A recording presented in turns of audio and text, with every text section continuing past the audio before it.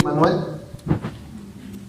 Los que, por ejemplo, están en droguerías de dispositivos médicos que están a temperatura ambiente controlada. ¿Hay alguna disposición? ¿Alcanzaría la disposición del manual? No alcanza, ¿no? Como tal. Pero no olvidemos algo. Por ejemplo, las buenas prácticas de almacenamiento. ¿Hay alguno de acá que esté en alguna droguería de productos sanitarios, ya sean cosméticos, de higiene, de limpieza? ¿Alguno que trabaje con esos productos? Ya, a ver, lo que sabemos es que ustedes, para poder funcionar como droguería y traer estos productos sanitarios, cosméticos, de limpieza e higiene personal, ustedes tienen que sacar su autorización sanitaria como droguería. Tienen que cumplir con las buenas prácticas de almacenamiento, por lo tanto. Y eso quiere decir, sin embargo, no tienen la obligación de certificar en buenas prácticas de almacenamiento. Pero DIGEMIT podría inopinadamente visitarlos, ¿cierto? Y ustedes tienen que estar en cumplimiento con las BPA. O sea, su primera BPA les dura 6 meses con la autorización sanitaria, y luego DIGEMIT podría ir al año, a los 2 años, a los 3 años, y ustedes como droguería deberían cumplir con las buenas prácticas de almacenamiento. En este caso, ¿ustedes creen que, vamos a ponerlo así, debería hacerse lo mismo? Para las prácticas de distribución y transporte. No tienes la obligación de certificar, y el ámbito de aplicación dice lo siguiente: es de cumplimiento obligatorio para droguerías y almacenes que participan a nivel nacional en el proceso de distribución y transporte de productos farmacéuticos, así como dispositivos médicos que requieren condiciones de temperatura refrigerada y temperatura congelada. Todo totalmente claro. Todos tenemos que cumplir, los que estamos dentro de este ámbito. Los demás no tenemos que cumplir. O sea, si manejamos dispositivos médicos clase 1, clase 2, clase 3, clase 4, que requieran condiciones hasta 25 grados, no importa dónde lo trasladen, no importa que lo metan a un camión, tolva abierta, que se llene de polvo, etc. Claro, tiene que interesar, ¿cierto? Sí nos interesa, porque hay que preservar, lo más importante es que hay que preservar la calidad del producto, calidad, seguridad y eficacia, ¿no? Como nos enseñaron desde el pregrado. Por lo tanto, si bien es cierto este alcance para su certificación, ustedes tienen que indicar y tienen que estar muy pendientes en el caso de los que van a certificar, no significa que el resto de droguerías nos tengamos que relajar y no solicitar algunas condiciones mínimas a nuestros operadores de transporte y todo lo demás, porque también hay que preservar la calidad del producto, ¿no? Si hay una queja en la entrega, cuando llega el producto al cliente, y es por el transporte, pero sin embargo nosotros permitimos como directores técnicos que el transporte haya sido cualquier tipo de transporte, ¿la queja a quién recae? ¿Al transportista? No, la queja recae a la droguería, a la empresa. Por lo tanto, entonces, si bien es cierto, no hay una obligatoriedad en el manual, pero también tenemos que tratar de cumplir con ciertos requisitos mínimos, ¿no? Como vamos a ir viendo. Entonces, el manual nos dice que el control sanitario es eficaz si abarca toda la cadena de suministro. En el caso de la cadena de suministro en salud, o en el caso que tenemos acá en DIGEMIT, es básicamente desde el fabricante hasta la dispensación al paciente. Por ejemplo, ahora que, como les decía Marjorie, estamos viendo el proyecto de descentralización de atención de pacientes en salud, para hacer delivery, los que si hay alguien que está en cadenas, para hacer delivery, ¿qué te dice la norma? La ley 29459, que tú tienes que, en el vehículo que transportes, tienes que cumplir con buenas prácticas de distribución y transporte. Sin embargo, no hay una obligatoriedad de certificación. Es como en las droguerías de cosméticos. ¿Eso qué quiere decir? Que si yo voy a hacer un delivery, por ejemplo, en un motorizado, este motorizado tendría que cumplir con las buenas prácticas de distribución y transporte. ¿Cómo verifico eso? ¿Quién me da esa verificación? ¿La autoridad? A ver, ¿quién verifica que esas buenas prácticas de distribución y transporte se cumplan? El director técnico. Exacto, porque nosotros somos responsables del producto. Al ser los responsables del producto, como la droguería, el director técnico tiene que verificar que haya un cumplimiento, ¿no? O sea, si van a contratar una empresa de transporte, por lo menos debo tener ciertos puntos y el manual tiene una guía, entonces la guía ya no sirve de referencia. Entonces, con la guía de inspección yo le hago mi auditoría interna, mi autoinspección, como ustedes lo quieran llamar, y agarro y obviamente verifico si cumple con ciertas características mínimas. Si hay cosas que tiene que implementar, bueno, pues negociaré con el proveedor para que la cosa mejore, ¿no?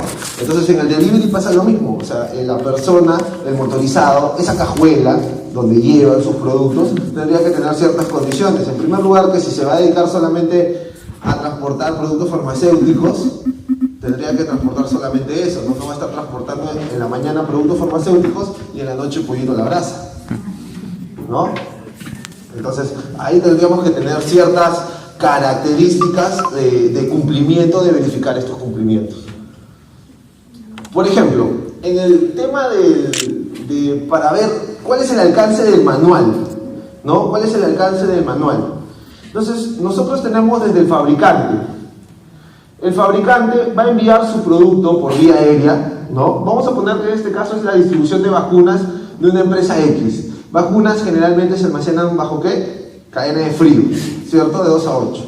Entonces, va a enviar su producto, llega la gente de aduanas. ¿Cuánto tiempo va a estar acá? Por ejemplo, 48 horas. No sabemos en realidad cuánto tiempo va a estar en el proceso de desaduanaje. La idea es que sea lo más pronto posible.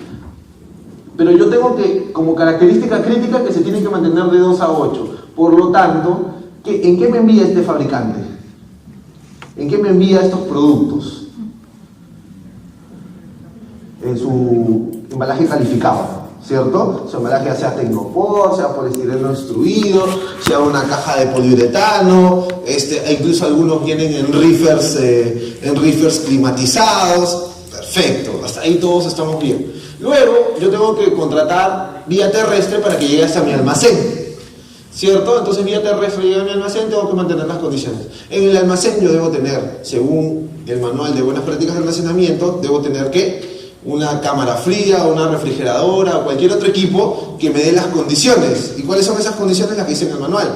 Que tenga calibración, que esté calificado, que tenga su plan de mantenimiento, que tenga sus planes de contingencia, etcétera, etcétera. Entonces, hasta ahí estamos bien, nos cubre. Luego viene la distribución. Yo puedo distribuir a una botica autorizada o farmacia autorizada o cualquier cadena de farmacias.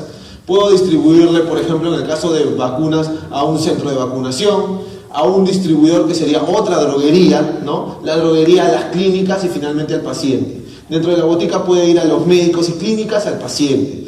Va a un centro de vacunación, al paciente, o campañas de vacunación, porque también hay campañas de vacunación en las empresas. Hay un centro de vacunación y la campaña de vacunación ya sea o para el paciente mismo. ¿Esto qué quiere decir? Que en realidad el mantener las condiciones del producto no solamente debería darse en este punto, sino también deberíamos extenderlo hasta toda la cadena, hasta el paciente, ¿no? Cuando ustedes van a cualquier farmacia, toda la cadena. ¿Qué quiere decir esto de acá? Porque todos nos preguntamos alguna vez ¿por qué la DIGEMIT, por qué la autoridad saca buenas prácticas de distribución y transporte? O sea, nos quieren dar más trabajo, nos quieren cargar, ¿no? Siempre es la molestia cada vez que sale un dispositivo normativo. Sin embargo, ¿quién nos asegura acá que el fabricante está cumpliendo con todas las condiciones? ¿Qué norma? BPN, ¿cierto? ¿Quién nos asegura que en el almacén se están cumpliendo todas las condiciones? BPA. ¿Quién nos asegura que en una botica o en una farmacia se cumplen las condiciones? La BPO, buenas prácticas de oficina farmacéutica. Entonces, faltaba un nexo, ¿no? Que diga, ¿cómo lo voy a llevar? O sea, porque ya mantengo las condiciones en el punto, pero no estoy manteniendo las condiciones durante el transporte. Y la calidad se tiene que preservar durante toda la cadena de suministro. Por eso es que existe el manual de buenas prácticas de distribución y transporte. Y no solo eso, o sea, por ejemplo, en este caso que es una distribución de vacunas, como ustedes ven, se ha hecho una especie de árbol de distribución para ver todas las variables hacia donde pueden llegar nuestros productos. Como droguería, si yo soy la droguería de acá, ¿hasta dónde va mi alcance como BPDIT? Hacia mi cliente, exacto. Mi cliente es la botica, el centro de vacunación o otra droguería, ¿cierto? Hasta ahí va mi alcance, hasta ahí yo tengo el alcance y hasta ahí voy a certificar, hasta ahí tengo que cumplir. Acá el alcance ya es de las otras entidades, de la botica, ya sea del centro de vacunación, de la droguería, etc. Entonces, para reforzar un poco sus temas de BPA, que también tienen que ver con buenas prácticas de distribución y transporte, es importante que yo califico a mis proveedores, ¿cierto? O sea, yo califico esta parte, yo califico a mis proveedores, pero también es importante calificar a mis clientes, ¿no? Saber quiénes son mis clientes. ¿Por qué? Porque si no, cuando el paciente se queje del producto, se queja del producto y la cadena de reclamos viene hasta quién, hasta acá, hasta donde yo estaba. O sea, eso quiere decir que si yo voy a distribuir un producto que tiene que tener ciertas condiciones, lo importante sería que también mi cliente, si yo estoy cumpliendo con BPA, con buenas prácticas de distribución y transporte, y si mi cliente no cumple y eso se genera luego un reclamo, ¿qué va a pasar? Que el cliente me va a trasladar el reclamo porque va a decir el paciente se está quejando por tal producto. Y sin embargo, yo puedo demostrar que estoy cumpliendo, pero no me he cerciorado que el cliente también efectivamente esté cumpliendo, ¿no? Porque si yo le vendo una vacuna por ejemplo, a un centro de vacunación, lo mínimo que le tengo que exigir es que tenga cadena de frío. Porque si lo va a poner en un cooler, no va a poder pasar. Por ejemplo, en el Ministerio de Salud, ¿qué pasa muchas veces? Que obviamente, yo recuerdo hace casi 10 años más o menos, en el 2008, estaba en la empresa Wyatt y hacíamos la distribución de vacunas hacia de toda la cartilla de vacunas, cartilla de vacunación, ¿no? Entonces en el almacén del MINSA llegaban las vacunas de Wyatt, de Pfizer, de Sanofi. Entonces Wyatt, como parte de del soporte, le enviaba un camión refrigerado al MINSA. Entonces, en el camión refrigerado salían todos los productos en sus cajas de Tecnopor, sus embalajes y todo lo demás. Hacíamos todo el recorrido y he ido por, no sé, más de 50 puntos de entrega a farmacia a nivel acá del sur, Red Barranco, Chorrillos, Lima. Cuando recibían, porque ustedes saben que todo lo que es vacunas e inmunizaciones, ¿quién lo maneja en los hospitales? Las enfermeras, ¿cierto? Las enfermeras lo manejan. E incluso hay una norma técnica peruana sobre inmunizaciones donde la cadena de frío habla de que está de 0 a 10, diferente a lo que normalmente dice el manual de buenas prácticas de almacenamiento, que la cadena de frío es de 2 a 8, ¿no? Entonces siempre hay esa tergiversación. Entonces, ¿qué pasaba? Las enfermeras llegaban y sacaban sus coolers, ¿no? Algunas tenían coolers de poliuretano, que ustedes saben que duran más, que ya están certificados y todo lo demás. Pero otros, por ejemplo, una vez fuimos al Hospital María Auxiliadora y no tenían capacidad. O sea, y todo su almacén de cadena de frío eran cajas de Tecnopor y sobre eso con pilas de agua. Entonces probablemente la cadena de frío ahí ya se habrá roto a los 2 o 3 días, porque no tenían capacidad en refrigeradoras, no había equipamiento, ¿no? Conforme ha ido pasando el tiempo se ha ido equipando todo. Entonces es importante saber esto de nuestros clientes. Dentro del marco normativo, ¿qué nos dice el manual? Y lo vamos a repasar rápidamente. La finalidad es regular la distribución y el transporte. ¿Para qué? Preservar calidad, eficacia y seguridad. Esas 3 palabritas, todos acá, todos somos químicos farmacéuticos, todos sabemos que desde que estamos en pregrado, las 3 palabras mágicas son calidad, eficacia y seguridad. Entonces, eso es lo que todo manual o todo dispositivo legal va a querer. El objetivo es establecer las condiciones esenciales que deben cumplir los establecimientos farmacéuticos y que no se altere la calidad de los productos. Y bueno, y el ámbito de aplicación, como ya sabemos, es para las droguerías y almacenes especializados que tengan productos farmacéuticos o dispositivos médicos de cadena de frío. Entonces, para ponerlo de una manera mucho más amistosa, ¿no? ¿Por qué buenas prácticas de distribución y transporte y por qué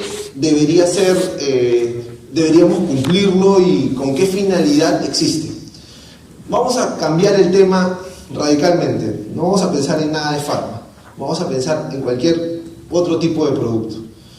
Por ejemplo, acá obviamente entiendo que ya son muchas personas, ya pasó hace mucho el 14 de febrero, el día de San Valentín, pero entiendo que algunos chicos se ponen románticos y quieren enviarle flores a sus chicas, ¿no?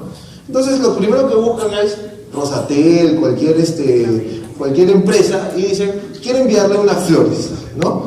Quiero enviarle unas flores porque es un bonito detalle. Pero no solamente eso, o sea, ¿qué esperan si ustedes van a enviar una flor? ¿Qué espera el que compra la flor? ¿Cómo tiene que llegar? En buenas condiciones, ¿cierto? ¿Y qué espera la señorita que va a recibir el regalo? Aparte de que sea lindo y que tenga un bonito mensaje, porque si te llegue sin mensaje no tiene sentido, ¿no? Que la flor esté fresquita, ¿no? Huela bien, etc. Imagínense que le llegue esto, ¿no? Se despiden y le llega esto. No hay sentido, no hay forma, ¿no? Lo mismo pasa, ¿no? Seguimos en el Día de los Enamorados para un poquito romper acá la tensión, ¿no? Vamos a ponerlo como tensoactivo. Entonces, chocolates. ¿Qué esperan de unos chocolates? Aparte de que sean ricos. Buena presentación, que estén enteros, que no lleguen derretidos, que no lleguen así dañados, hongueados, ¿no? Esperan algo importante. Entonces, lo mismo pasa con los medicamentos. O sea, con todos los productos farmacéuticos, los dispositivos, lo que espera el cliente es que el producto llegue en buenas condiciones, ¿no? Que no llegue alterado. ¿Alguno trabaja en cadena de farmacia, supongo acá? ¿Sí? ¿Alguien? ¿O alguno vende productos al retail más grande que tenemos acá, que es Eker, Incafarma? ¿Sí? ¿Sí? Ya. Entonces, los que venden en Incafarma saben que tienes que cumplir ciertas características, ¿no?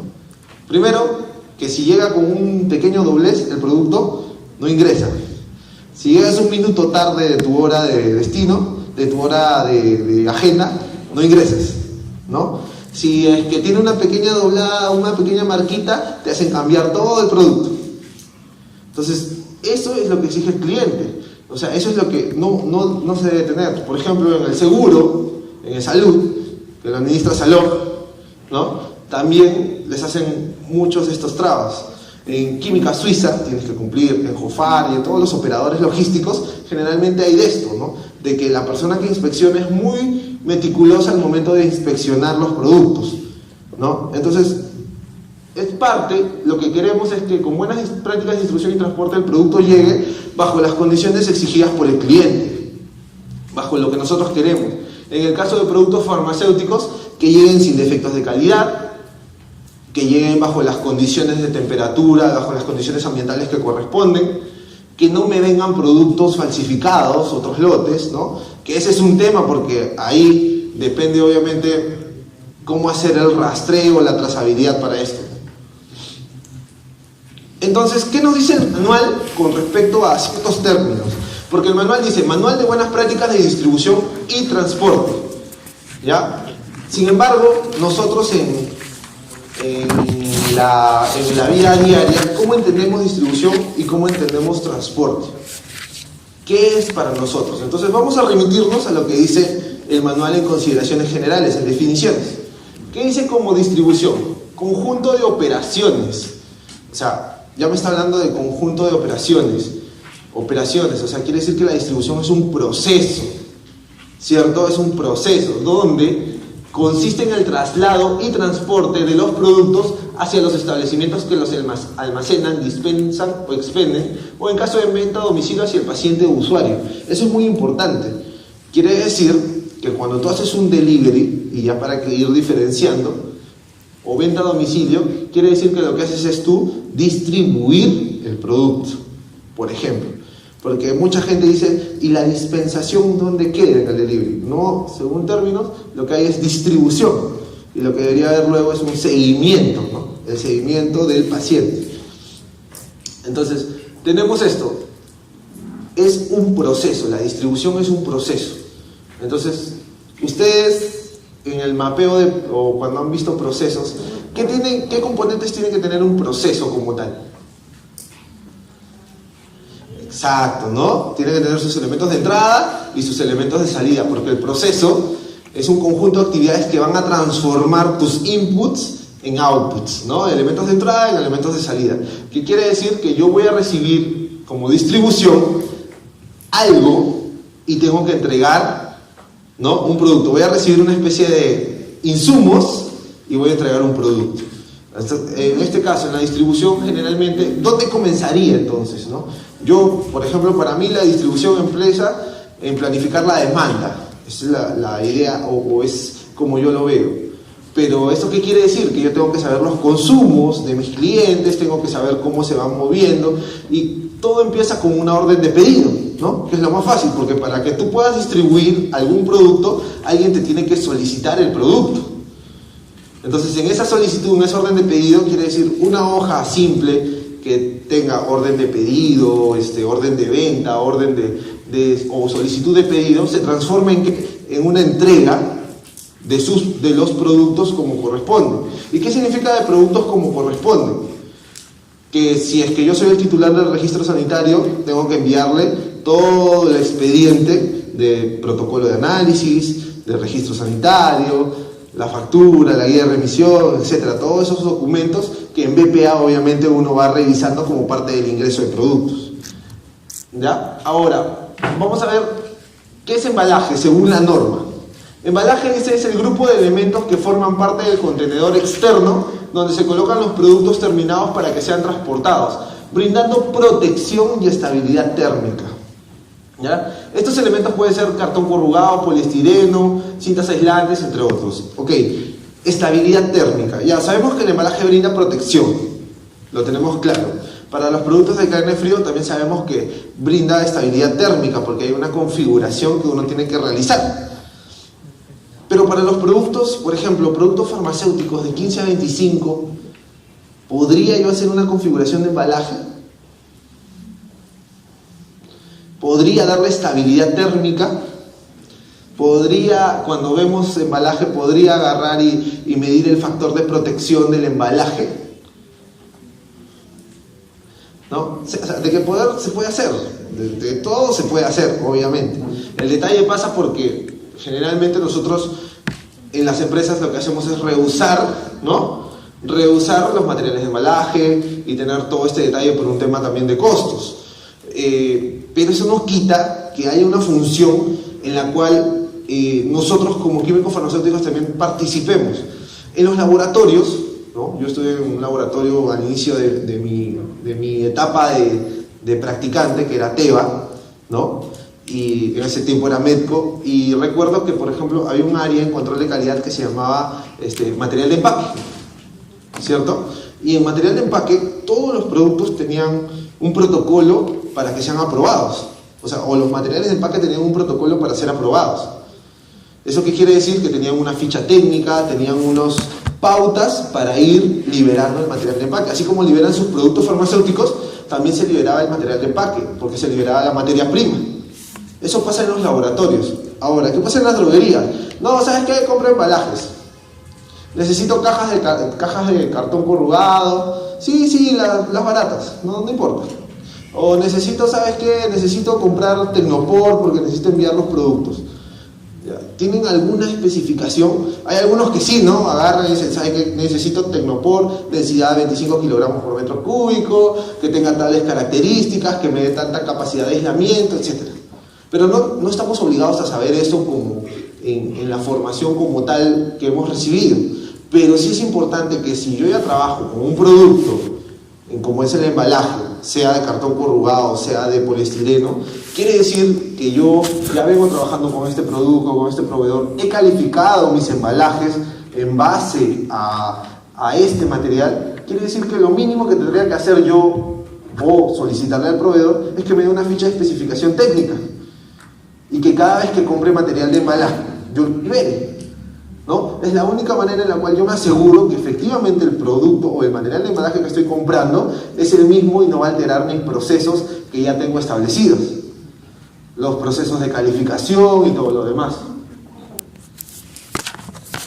Ahora, ¿qué dice con respecto al transporte? Hablamos de que la distribución es un proceso, según el manual, un proceso, conjunto de operaciones. El transporte dice que es un servicio, o sea, ya acá ya está diferenciando el tema de transporte como un servicio. Dice, servicio que incluye todos los medios e infraestructura implicados en el traslado de bienes desde las instalaciones del fabricante a un punto intermedio del usuario final. Dice, servicios que incluye medios, o sea, medios, ¿cuáles son los medios? Los vehículos de transporte. E infraestructura implicados en el traslado de bienes desde las instalaciones del fabricante u otro establecimiento hacia el punto intermedio usuario final. Quiere decir que, en primer lugar, es un servicio. Y cuando alguien brinda un servicio, ¿qué es lo que yo tengo que hacer? Como regla básica. Por ejemplo, telefonía. Me brindan un servicio. Todos tienen celular, ¿cierto? Todos tienen celular acá. Ya creo que es improbable que alguien no tenga celular. Pueden usarlo poco, pero todos tienen celular. Quiere decir, ¿qué pasa si ustedes tienen Claro, Movistar, Entel, Vitel, la línea que ustedes tengan o el operador que ustedes tengan y se cae la red? ¿Qué les pasa a ustedes? Pueden cambiar de operador, reniegan del servicio que les brindan porque siempre es lo mismo, es pésimo, ¿no? Porque todos renegamos del servicio de telefonía móvil. Entonces lo mismo pasa con el transporte, es un servicio. Entonces la única manera de saber que mi servicio es o no es bueno, ¿qué tengo que hacer para saber si mi servicio es o no es bueno? Medirlo. Exacto, hay que medirlo. Hay que poner indicadores. Cuando veamos el contrato hay que medir ese nivel de servicio, ¿no? Hay que medir el nivel de servicio. Si no, no hay manera de que yo sepa que efectivamente el transportista cumple. No solo porque, sí, me cumple con ciertas cosas, pero con otras no. Entonces hay que medirlo, hay que tenerlo, hay que someterlo a presión para que también él tenga la obligación de cumplir, ¿no? Y bueno, y los vehículos de transporte que tenemos, dicen, pueden ser camiones, furgonetas, minibuses, automóviles, remolques, aviones, vagones de ferrocarril, barcos y otros medios que se utilizan para transportar los productos. Eso quiere decir que cualquier tipo de vehículo de transporte puede servir para esto. Sí, la misma autoridad te lo está diciendo. Porque muchas veces he escuchado alguna pregunta, ¿no? Oye, mira, ¿sabes lo que pasa?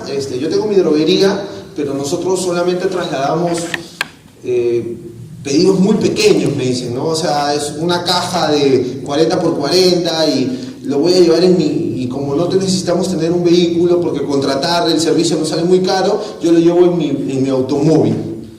¿Qué dice la norma? Sí, es válido, pero tendrías que también demostrar que bajo esa validez estás cumpliendo con los parámetros mínimos que te pide la norma, ¿no? Por ejemplo, si es un refrigerado, fácil, porque yo te estoy llevando un embalaje calificado y cuando yo haga mi calificación de desempeño, yo he tenido que hacerlo bajo las condiciones que voy a hacer mis traslados normalmente. Quiere decir que si lo hago en el automóvil, tengo que hacerlo siempre en el automóvil, ¿no? Ahí tengo que hacer mis pruebas. ¿Por qué dice vagones de ferrocarril, barcos? Porque probablemente alguien pueda llevar en un ferrocarril, alguien pueda llevarlo, por ejemplo, de transporte internacional en barcos, ¿no? Los traen en contenedores, los traen muchas veces en reefers climatizados, en aviones. Entonces, esto es lo que la norma nos dice desde el punto de vista introductorio. ¿Ok? Hasta acá, sobre la introducción o algunos detalles que vamos a ir viendo más adelante, algún tema por ahí, alguna pregunta.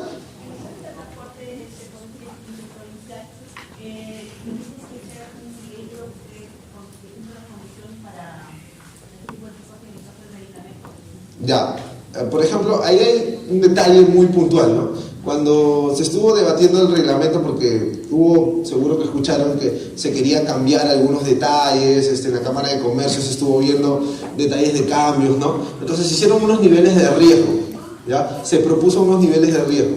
Nivel de riesgo bajo, medio y alto. Entonces el nivel de riesgo más alto era justamente lo que usted dice, el transporte interprovincial.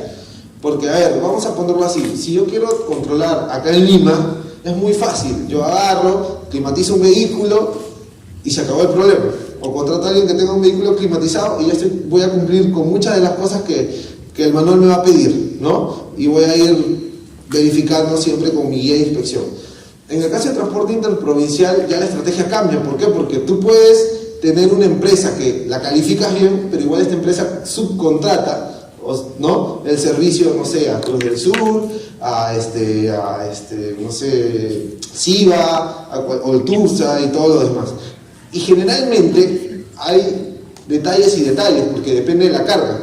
Cuando es mucha carga o cuando hay una carga bastante grande, tienen sus propios, hay empresas de cargo que efectivamente llevan en vagones o en contenedores de cargo express toda la mercadería que puede ir, pero no todo obviamente farma, ¿no?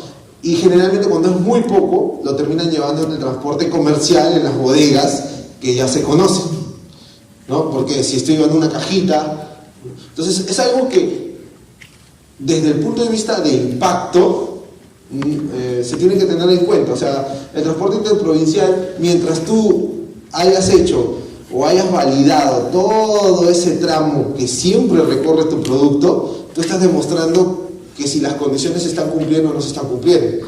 Por ejemplo, y eso lo vamos a ver más adelante, si yo sé que lo llevo en un transporte interprovincial siempre, porque siempre llevo un volumen menor a 2 cajas, ¿no? Entonces yo hago mi mapeo de temperatura de la ruta con una calificación de desempeño, y si veo que efectivamente las condiciones no se están rompiendo durante el transporte, entonces yo estoy validando que a cierto tramo, a cierto número de horas de transporte, el producto no está exponiéndose a condiciones extremas, ¿no? Y si se expusiera a condiciones extremas, viene la otra parte, que tengo para demostrar que esas condiciones no afectan a mi producto, que son estudios de estabilidad, estudios de estrés, lo que ustedes puedan, lo que se va a ir viendo. O sea, pero obviamente sí es válido el transporte interprovincial, porque no hay otra manera de llegar hoy por hoy a provincia, sobre todo en los puntos donde la demanda de productos es muy baja.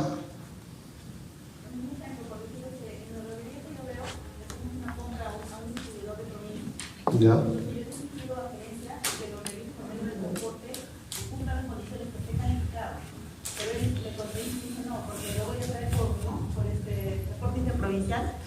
Y me dice, bueno, ¿dónde está en la norma que diga que tiene que ser el transporte calificado? O sea, no lo dice.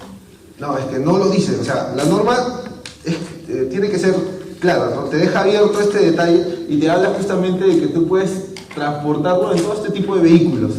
Lo que te tienes que garantizar, y ahí también viene la flexibilidad, es que tengamos que garantizar que estos productos, estos vehículos cumplan con un mínimo de detalles. Por ejemplo, cuando yo hago la implementación, yo siempre le digo, ¿quién es tu contratista de transportes? Entonces me dicen, tengo tantos contratistas de transportes, 1, 2 o 3. Entonces hay empresas, por ejemplo, Signia le exigió a todos sus contratistas que equipen sus vehículos, ¿no? Que los climaticen. Todos los operadores logísticos le están exigiendo lo mismo. Jofar, todos están exigiendo que climaticen sus vehículos. Ya, perfecto. Hasta ahí estamos claros. Pero ¿qué pasa? Hay algunos que no, por ejemplo, algunos llevan por LAN Cargo, y en LAN Cargo yo he ido a ver cómo es el proceso, porque he ido al mismo LAN, he ido a las mismas oficinas, reciben el paquetito de productos farmacéuticos, lo dejan ahí en un espacio especial, ¿no? Para productos farmacéuticos, luego de eso lo llevan hacia el conducto regular, ¿no? Hacia los almacenes, para que luego pase el avión, lo despachan, lo ponen en la bodega. Esa parte ya no la podía visualizar, obviamente, porque si no tendría que subir hasta el avión y todo lo demás, y luego llega a provincia, ¿no? Entonces, todos te pueden decir muchas cosas, pero la única manera de cerciorarte es que lo hayas visto, ¿ya? Entonces, en este caso, por ejemplo, también hay un tema de flexibilidad. Si es que una empresa X me dice, ya, yo tengo un espacio porque no toda tu carga se va inmediatamente, o alguien me puede decir que la cargan hoy día y la empresa X la manda inmediatamente en ese mismo momento. No, lo que hacen es una especie de almacenamiento intermedio. ¿Y qué? ¿Le vas a exigir al transportista que tenga un almacén BPA? No es lógico, pero sí que tenga ciertas condiciones mínimas para colocar tus productos. O sea, no los va a colocar en el suelo, por lo menos tendría que tener parihuelas, no los tendría que colocar expuestos, por lo menos tendría que tener un espacio separado para productos farmacéuticos. O sea, estos detalles es lo que tú vas a ir trabajando. Y viceversa viene del otro lado, porque yo cuando he hecho pruebas, yo viajaba a Piura, a Arequipa, y ¿qué es lo que pasa? Todas las empresas de transporte te indican, efectivamente, sí, nosotros hacemos el traslado total de sus productos, pero cuando es poco volumen sucede lo mismo. Entonces yo le pedí a una empresa, que voy a guardar el nombre por un tema de respeto, que me indique ya dónde llega. Su agente fue a recoger a la empresa, a Olturce, si no me equivoco, o a Siva, no sé con qué lo mandaban, fueron a recoger. Le dije, ya estaba en Piura, por favor, remíteme la carga, donde estaba haciendo mis pruebas, remíteme la carga en la plaza de armas a las 4 de la tarde.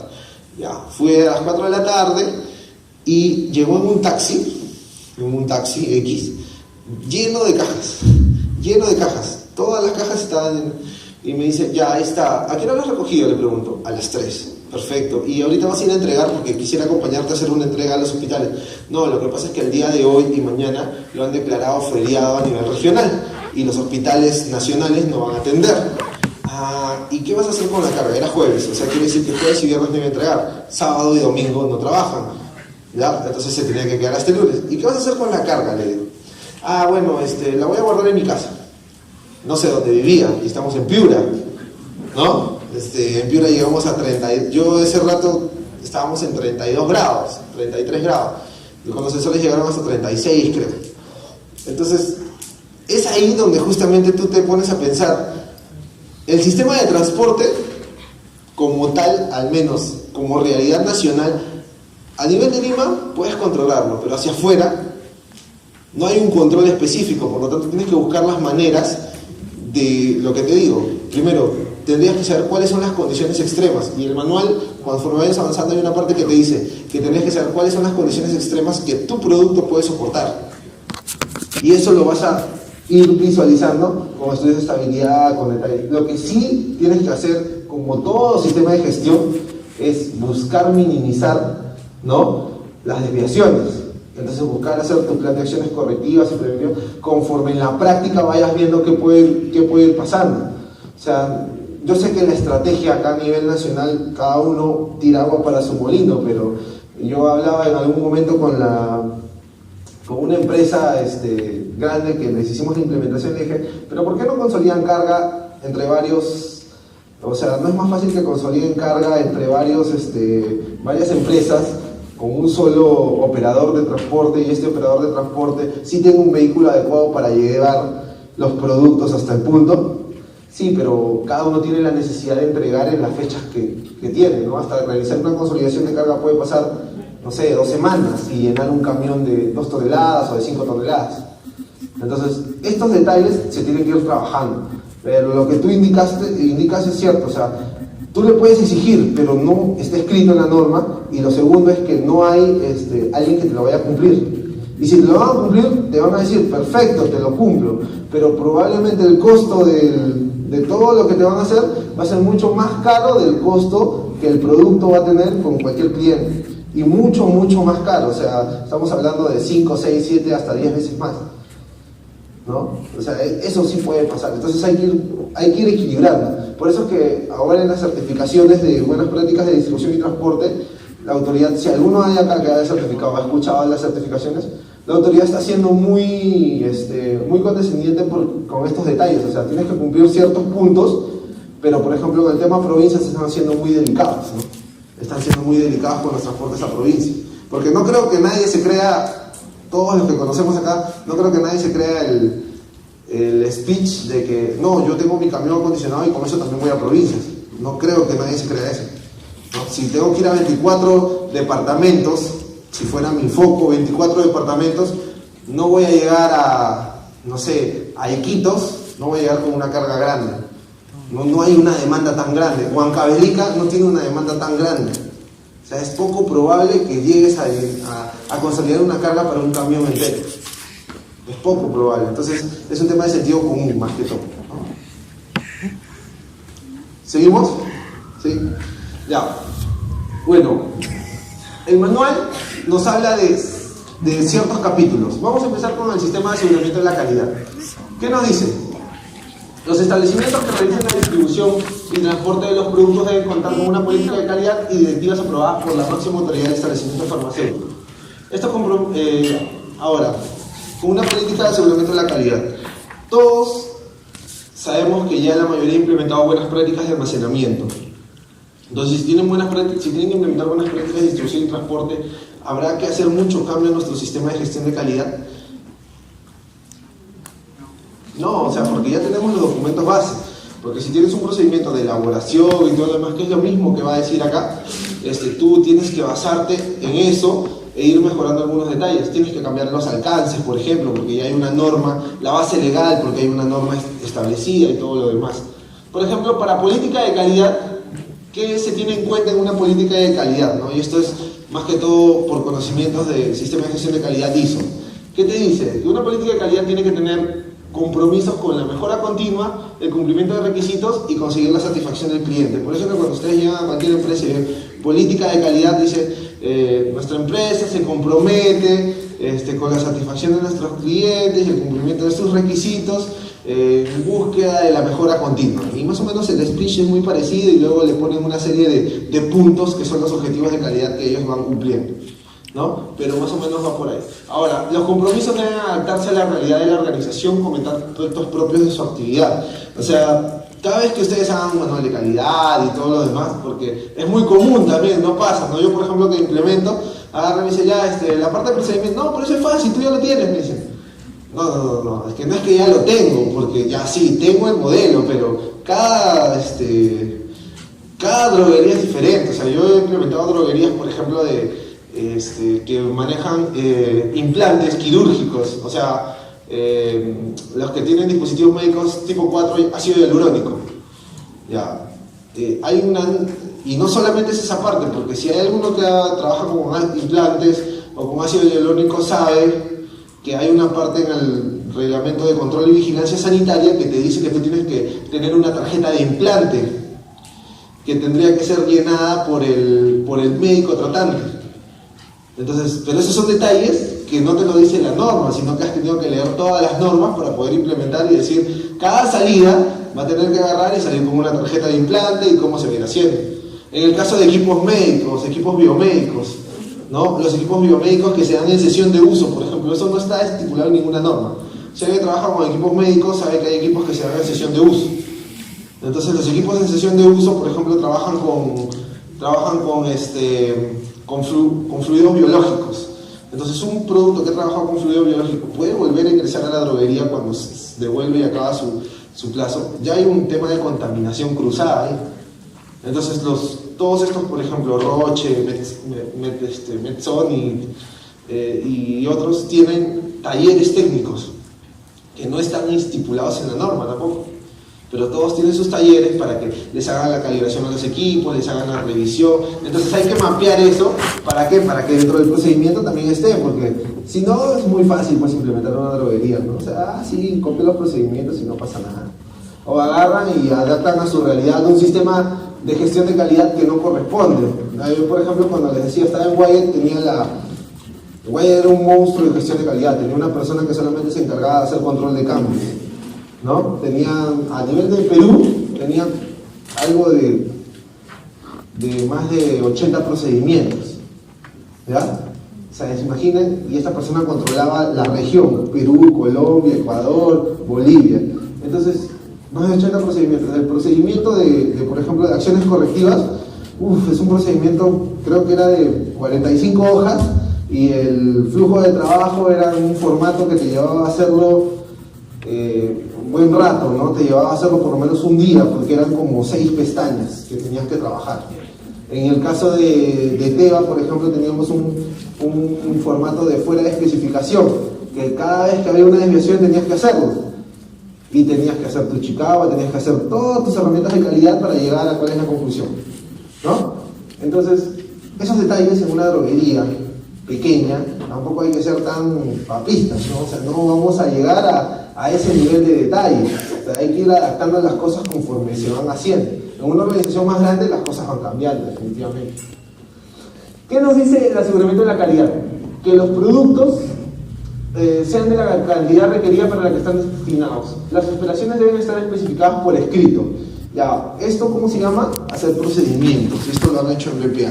Eso es lo que nos dice el manual. ¿Tienen procedimientos? ¿No? Ya todos acá tienen sus procedimientos para BPA. ¿Cierto? Sí. Han hecho sus procedimientos para buenas prácticas de distribución y transporte.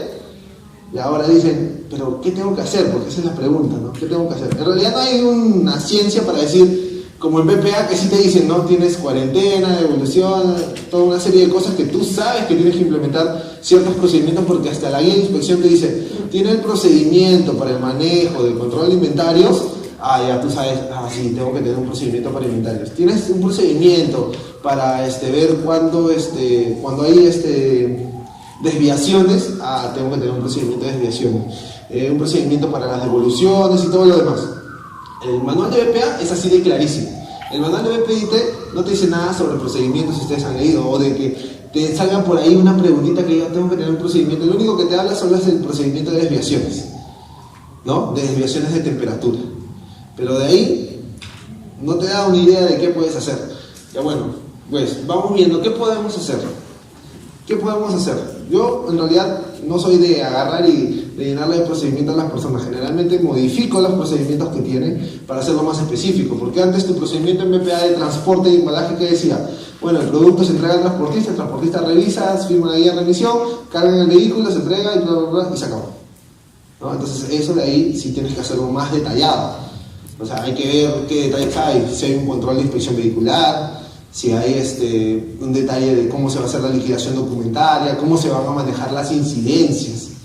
Todos esos detalles se tienen que ir trabajando. Las funciones del personal tienen que estar claras, los procedimientos tienen que ser los necesarios. Funciones del personal claras, ¿qué quiere decir? Que tenemos que tener un manual de organización y funciones, ¿cierto? ¿Qué pasa si contrato a un tercero? Él me tendría que entregar su MOF, porque tienen que tener las funciones también claras, porque entiendo, cuando ustedes contratan a un tercero, lo mínimo que les vamos a ofrecer es ya un camión, un chofer y un auxiliar, ¿no? Lo mínimo, el mínimo se puede decir, lo mínimo indispensable. Y el chofer puede hacer las veces de coordinador, o el auxiliar también puede hacer las veces de coordinador, porque ellos tienen que reportar a alguien, ya sea el gerente de la empresa, y nos tiene que reportar a nosotros. O el transportista mismo tiene que tener la responsabilidad de reportarnos a nosotros.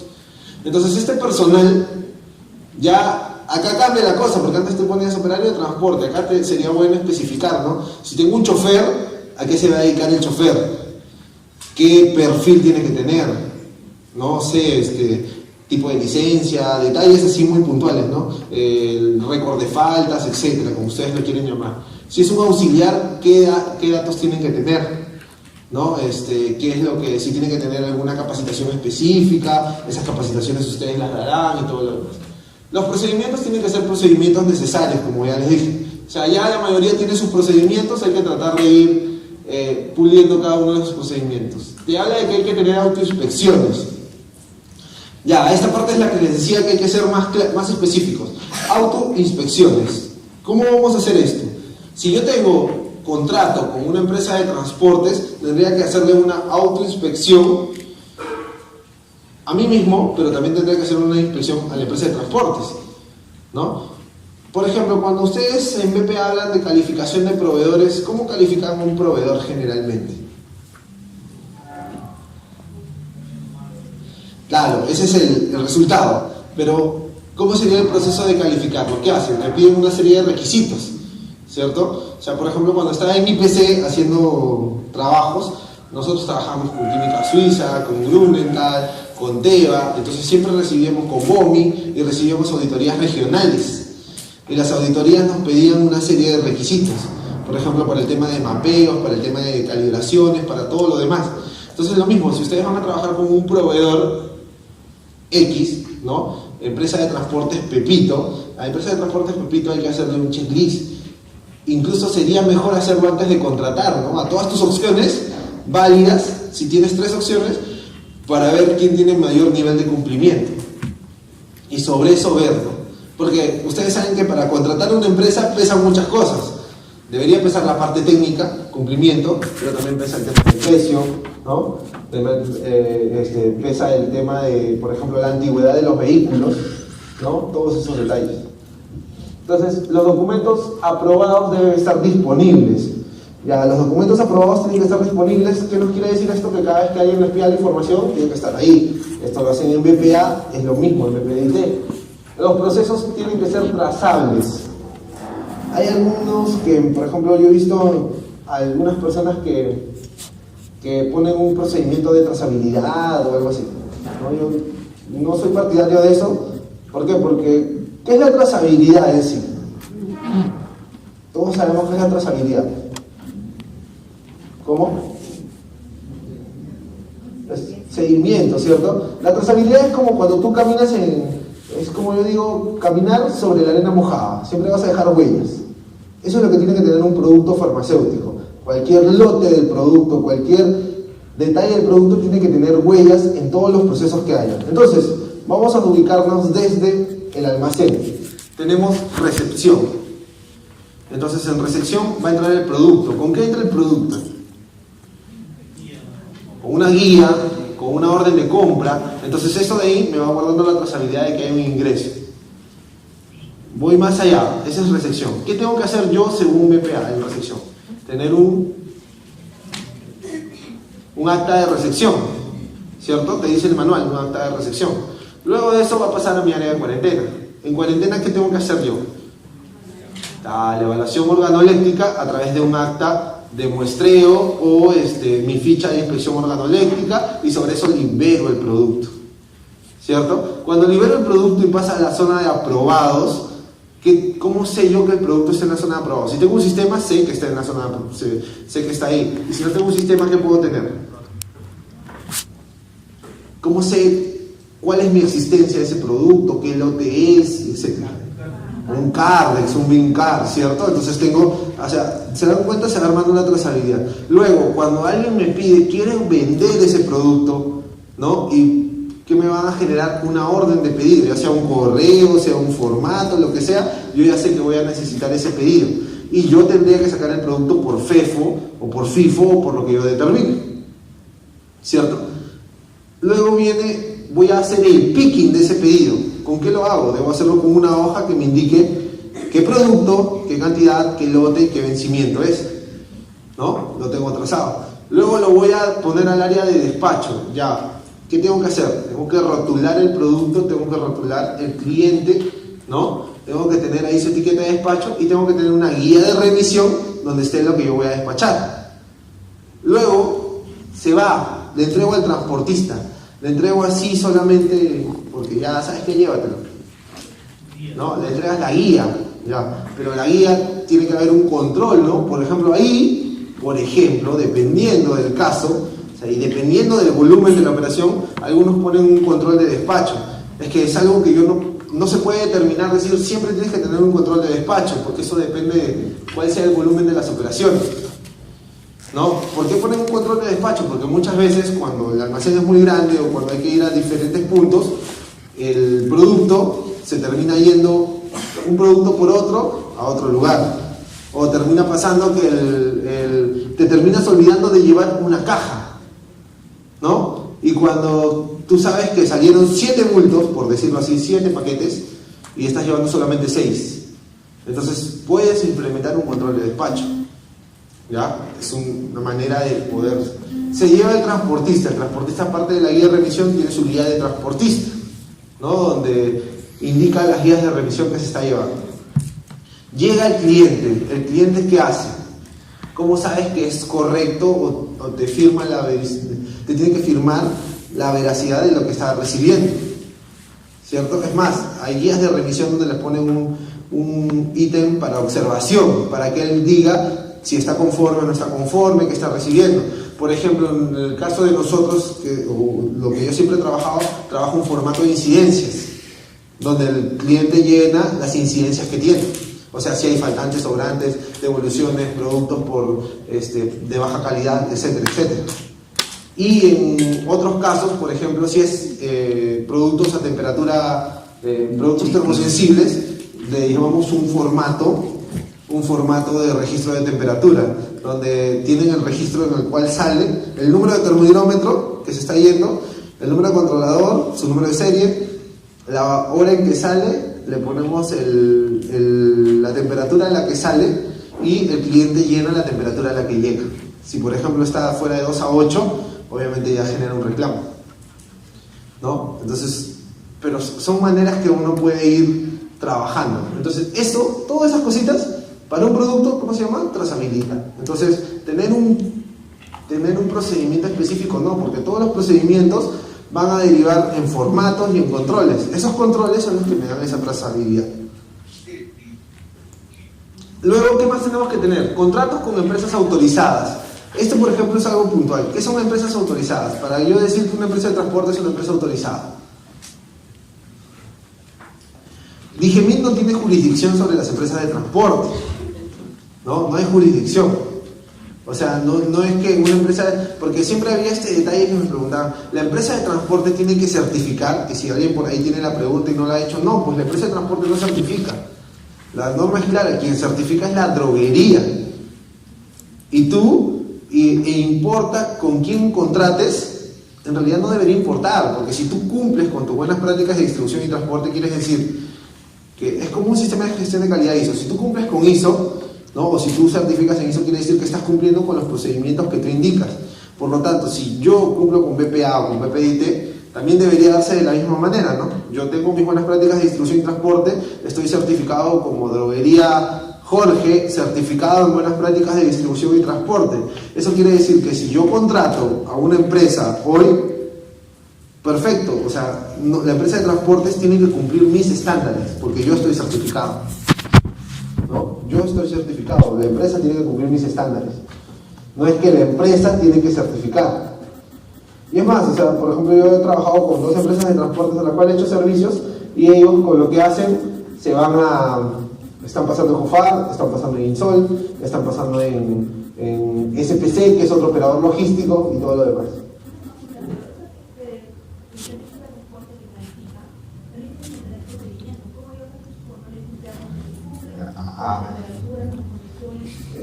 Exacto. Eso, por ejemplo, que dices que tienes que tener los procedimientos, es algo que tú tendrías que verificar. Lo que pasa es que las empresas se están basando solamente, yo he visto esto, que los operadores solamente se están basando en decir, ya tienes tu camión, ven, tráeme y dime que está certificado, ¿no? Ya. Entonces, si tú, ¿qué es lo que están haciendo? En lugar de que la empresa de transporte le traiga un procedimiento, lo que estás haciendo es, tú como debería lo estás acoplando a tus procedimientos. Por lo tanto, tú los entrenas en tus procedimientos, ¿no? Los están entrenando ¿para qué? Para que ellos tengan el mismo, o sea, su reporte sea el mismo hacia la droguería que certifica. Porque si bien es cierto, cada empresa de transporte podría tener sus procedimientos, lo que va a pasar es lo que va a pasar en ese caso es que si tú contratas con 5, con 6, quiere decir que cada uno va a tener quizá una manera diferente de reportar. En cambio, si tú los adecuas a tu estándar, ellos tendrían que reportarte de una única manera. Pero para que ellos califiquen, se supone que ellos tienen que contar con ciertos requisitos y esto no se hace como se hace una certificación, un control de control técnico que cumple, por ejemplo, una empresa del Estado les indica, ¿no? Tienes que cumplir con eso para que puedas tú otorgar un matrón técnico, un certificado de matrón técnico. En el caso de calificación del transporte, también como que hay alguien que los orienta para que ellos puedan cumplir con los requisitos, ¿no? No, lo que pasa es que la empresa de transporte, por ejemplo, yo soy la droguería, yo he visto el caso, ¿no? Droguería JUFAR, por ejemplo, agarra y le dice, yo quiero contar tú quieres trabajar conmigo, lo mínimo que te exijo es esto, y le da una lista de requerimientos. Y dentro de esos requerimientos le dice, tu vehículo tiene que estar calificado con 15 sensores como mínimo, tiene que estar equipado, tiene que estar equipado con un mínimo de 5 centímetros de espesor, con un equipo que te dé 120.000 BTUs, 12.000 BTUs, etc. O sea, esos detalles se los da tú como empresa. Ahora, si tú, por ejemplo, le pides a una empresa de transporte, yo soy la droguería, y digo, ya, lo importante es que esté calificado, no me importa el tipo de espesor ni nada, porque no quiero ser tan específico en eso, porque depende de él que esté calificado y que tenga esté acondicionado su vehículo, pero aparte quiero que tengas un listado de procedimientos, que tengas un manual de organización y funciones, que tu personal todos tengan carnet de sanidad, que tengan estos exámenes médicos, que tengan esta serie de capacitaciones. Si tú se lo exiges de esa manera, perfecto, también está en potestad de la empresa de transportes cumplirlo o no cumplirlo. Ahora, lo que yo voy es que ahora se les hace más fácil. En el caso de los operadores logísticos, ustedes saben que ellos también ofrecen el servicio de transporte y probablemente se les hace más fácil pedirles solamente una serie de cuestiones muy mínimas. ¿Por qué? Porque ellos los adecúan a todo el detalle de procedimientos y todo lo demás. Seguro ellos los están adecuando. ¿Y por qué lo creo así? Porque si tú lo exiges, mientras más le exijas a una empresa de transporte, probablemente el precio va a incrementar en el servicio. Entonces, mientras menos le exija lo puntual, va a mantener más o menos el precio del nivel de servicio. Y entonces yo le doy las otras cosas. Entonces, están viendo esto como una estrategia, como se dice en el mercado, un win-to-win, ganar-ganar, ¿no? Tú me das esto, pero yo te ayudo con toda la parte de sistema de gestión. Eso es lo que puede pasar. Ahora, tú como droguería eliges qué quieres hacer, ¿no? Tú como droguería eliges, sí, necesito que tengas estos detalles técnicos, pero la parte de sistemas de gestión, de manual de organización de funciones, de capacitaciones, me encargo yo contigo. Y esto te conviene, ¿por qué? Porque dicen, no, pero si yo voy a hacer eso voy a tener que subir un precio. No, pero no me subas porque te conviene, porque si tú tienes todo esto, cuando vayas a otra empresa, también vas a poder pasar con ellos porque ya certificaste conmigo, ¿no? Más o menos así se está manejando el mercado, ¿no? O sea, el tema pasa por esto. Pero lo que no debe perder de vista, que nosotros como droguería debemos tener a estas empresas bajo ciertos parámetros, los cuales nosotros vamos a ir eligiendo, ¿no? Y tiene que haber un registro de información y manejo de acciones correctivas y preventivas. Bueno, esto también en BPA ustedes tienen todo su manual, ¿no? Su procedimiento de acciones correctivas y preventivas. Importante que se tenga un manual de calidad. Otro tema también muy importante es saber cómo se van haciendo los controles de cambios. Y acá les pongo un poco porque acá